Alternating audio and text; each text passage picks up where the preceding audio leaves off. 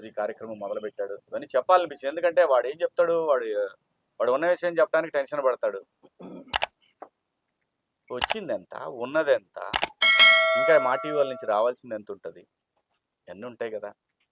ఈరోజు వాళ్ళ ఊర్లోనే, ఎందుకంటే ఇంట గెలిచి రచ్చగలవాల, తన సొంత ఊర్లో ఎవరికైతే కష్టాలు ఉన్నాయో ఆ పిల్లలతోటి మొదలు పెడుతున్నానన్నా ఏమంటావు అని అడిగి, ఎప్పుడు చేద్దాం, ప్రతి ఒక్క విషయం నన్ను అడిగిండు, ఎప్పుడు చేద్దాం అని. నీ ఇష్టం రా, నువ్వు ఎప్పుడు అంటే అప్పుడు నేను వస్తాను రా పోయి. నేను ఒక 2 నెలలు ఊర్లో లేను, అది కూడా ఉంది. వాడికి వచ్చింది అంతా 15 రోజులు అవుతుంది వాడికి పైసలు వచ్చి చేతికి, అది కూడా కొంత. కాబట్టి దయచేసి ఇష్టం వచ్చినట్టు మాట్లాడొద్దు. సో ఇప్పుడు నేను అన్న మాట కూడా కడుక్కుంటాడన్నా కదా, అది భూతేం కాదు, అది తెలుగు పదం. దయచేసి మళ్ళీ దాన్ని లాగటం, అది తెలుగు పదం, అది బూతు కాదు. అర్థమైందా? సో నలుగురికి ఆదర్శంగా ఉండేటట్టు మీరు కూడా వీడియోలు పెట్టండి, మీరు కూడా ప్రశాంత్లాగా ఎదగండి. అంతేగాని ఇంద్రబాయ్ ప్రతిదీ సెల్ ఫోన్ ఉందని చెప్పి ఇష్టం వచ్చినట్టు యూట్యూబ్ వీడియో పెట్టేసుకుని, ఆడ వెనకాల ఎంత కష్టం ఉంది, ఎంత కష్టం ఉంది, దాని వెనకాల ఎంత కష్టం ఉంది. వాడు మట్టి తిన్నాడు. నేను మొన్న చూసిన వీడియో, మట్టి తిన్నాడు ఏందిరా నడిచిన అంటే పిచ్చి. కాబట్టి ఊరికే ఈజీగా తీసుకోవద్దు ఏది, కష్టాన్ని ఈజీగా తీసుకున్నప్పుడు బాధేస్తుంది. బిగ్ బాస్ హౌస్లో పోయి ఇంకా చెయ్యి నొప్పి, నాది తగ్గలే, నా చెయ్యి ఇంకా నొప్పి లేదు, తగ్గదని చెప్పాడు. ఇప్పుడు అలా నాగార్జున గారికి ఎప్పుడో 5 సంవత్సరాల క్రితం భుజానికి దెబ్బ తగిలితే అది ఇప్పుడు కూడా తగ్గలేదు. ఆయన తగ్గవు, ఏజ్ కూడా ఉంటుంది ఇక్కడ మా మ్యాటర్. సో కాబట్టి దయచేసి ఇష్టం వచ్చినట్టు మాట్లాడకండి.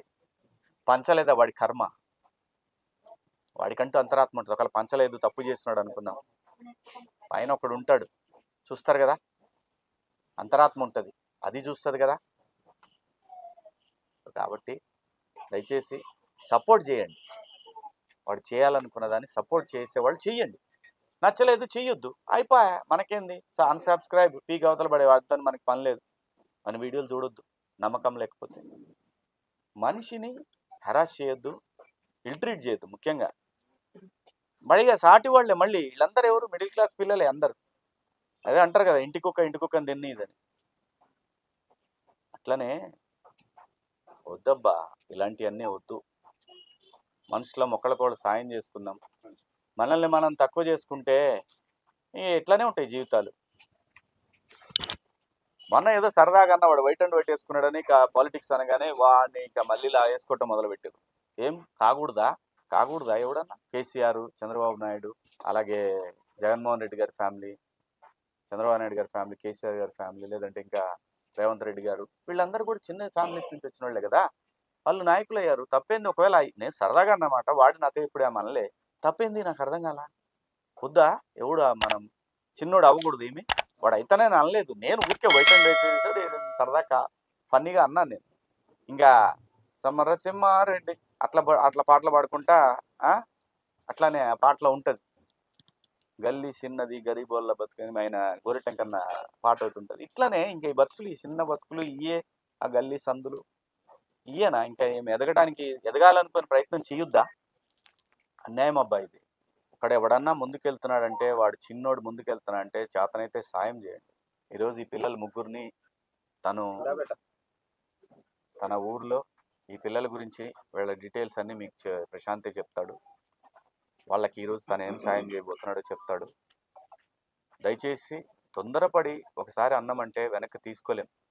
చేతనైతే ఎంకరేజ్ చేయండి, లేదంటే అన్సబ్స్క్రైబ్ చేసుకోండి. అబ్బా సింపుల్, దీంట్లో ఏముంది? ఒక బటన్ ఎట్లయితే నొక్కుతాం, ఇంకో బటన్ నొక్కితే అది మనకి ప్రశాంత్కి సంబంధం లేదు.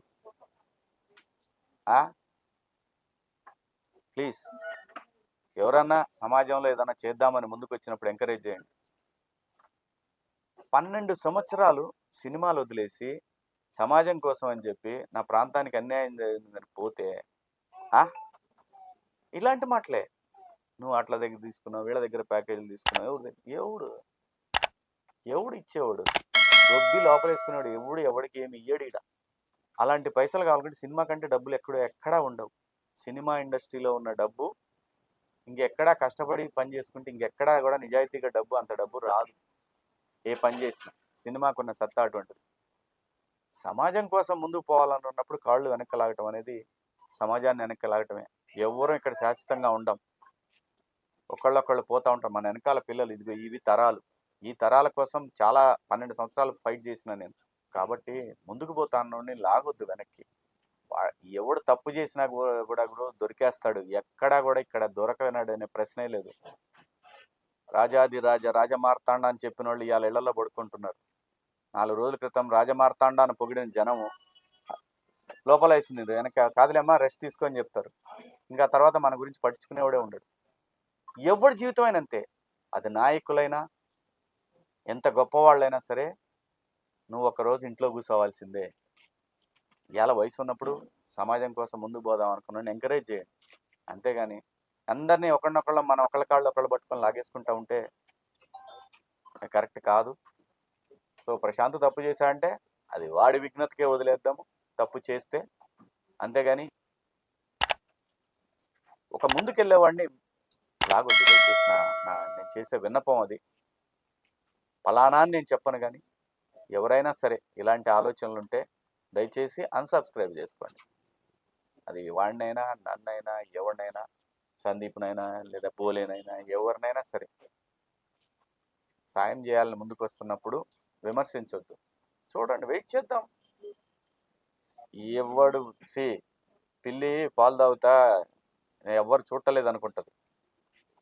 తర్వాత ఆ చింట్లో ఉన్న గరిటో లేదంటే పప్పు గుత్తో తీసుకొని కొడితే అప్పుడు తెలుసు, అమ్మా సుత్తుర్రోయ్ వద్దురోయ్ ఇంటికి వద్దని వెళ్ళిపోద్ది పిల్లి.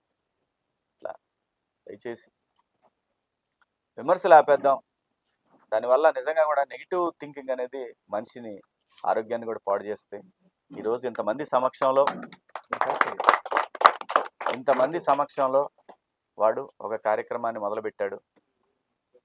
అసలు బేసిక్గా ప్రశాంత్ ఎవడండి? నాకేం సంబంధం వాడితోని?